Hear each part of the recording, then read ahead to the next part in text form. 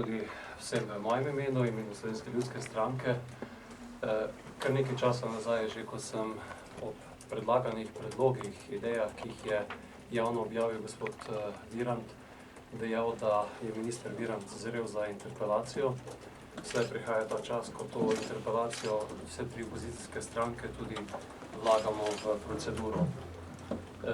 To, da gospod Virant, da je zrel za interpelacijo, nas predvsem moti njegovo delo na področju lokalne samouprave, na področju, za katerega je kot minister zadolžen. In mirno lahko rečem, da prvič minister Virant ne razume lokalne samouprave, drugič, da pri argumentaciji svojih idej zavaja slovensko javnost in tretjič, da dela nepotreben razdor v Sloveniji, kjer se ustvarja razdor med mestom, mesti in pa med podeželjem. Naj utemeljim te zadeve, da ne razume lokalne samouprave najprej. Ob utemeljitvi, zakaj bi on iz teh 211 občin, kar 110 občin izbrisal, je dejal, da enostavno ne more obvladati 211 občin. Ministru ni prav nič potrebno, da obvlada občine.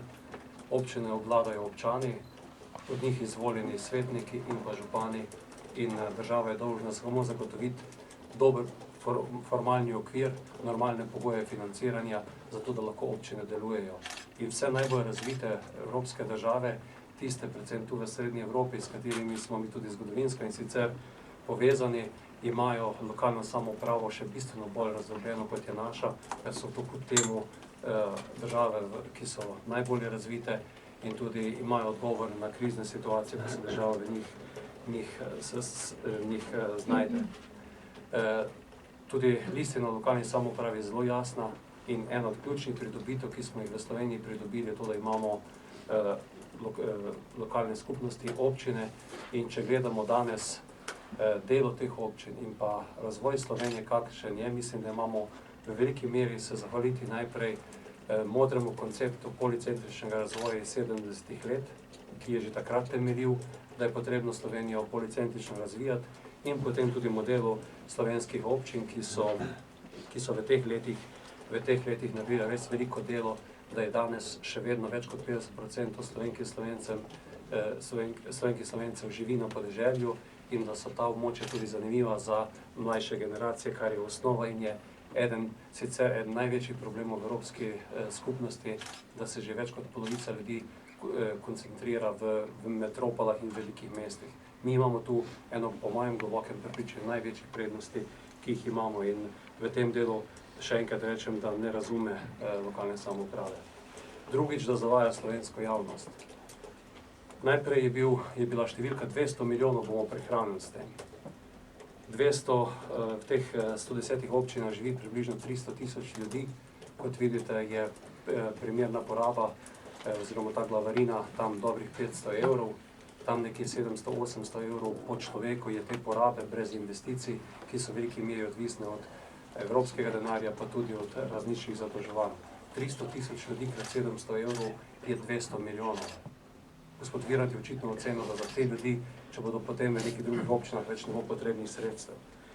Druga zadeva, ta zadeva je povsem zgrešena, na koncu tudi njegove ocene padale od 200 na 100 pa na 10 milijonov. Potem je bilo zavajanje na področju zadolženosti malih občin. 110 malih občin, katere je namenil se gospod Virant izbrisati, imajo 300 tisoč ljudi in imajo 70 milijonov približno dolga. 229 evrov na človeka živečega v teh občinah. Povprečje v Sloveniji je skoraj dvojno, se pravi več kot 400 evrov na človeka, se pravi, da imajo večje občine, večje zadolžitve. In samo primerjava z metropolo, ki bomo uporabljali že večkrat, je, da je približno na 300 tisoč ljudi v Ljubljani, podobno kot v teh 110 občinah, več kot 200 milijonov evrov tudi kreditov, se pravi trikrat več. Po drugi strani pa vemo, da bo še zaradi kakšnih megalomanskih projektov v metropoli tudi kakšen dolg postal v slabi banki in podobno. Tako da gre za ponovno zavajanje na tem področju. Tako da mislim, da ima gospod Virant zaradi tega resnično napačno predstavo, v kakšni Sloveniji bi morali živeti, in da je iz tega razloga škodljiv za Republiko Slovenijo. Kar se tiče tega njegovega zavajanja, gre tudi za to, da je v bistvu z samimi temi postopki, z idejami, praktično zopet enkrat več vrgel neko kost med ljudi, naredil ogromno debat in pa problemov in razprav na to temo. Po drugi strani pa mimo vseh zakonskih procedur, ki bi bile v tem primeru potrebne, udejanja to, kar je osnovna njegova ideja.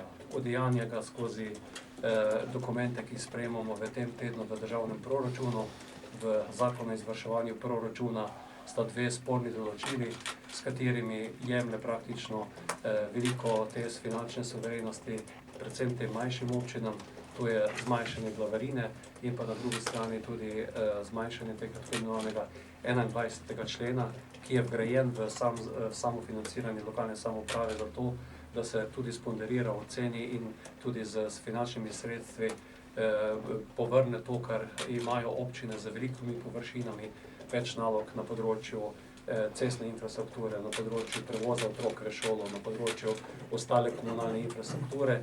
In v bistvu je ta tendenca, ki je nakazana v zakonu o financiranju občin, kjer bi bilo na koncu tako, da bi imele najmanjša občina, recimo najbolj prizadeta občina Solčava, skoraj 30% manj sredstev, mestne občine pa od 6-8% več. Delno to zrealizira skozi tako predlagan proračun, ko bodo te občine z veliko teh problemov z periferije imele tudi od 20-25% nižja sredstva, pri občinah z večjim številom ljudi pa ta zadeva se zmanjša samo za 0,5-0,6%.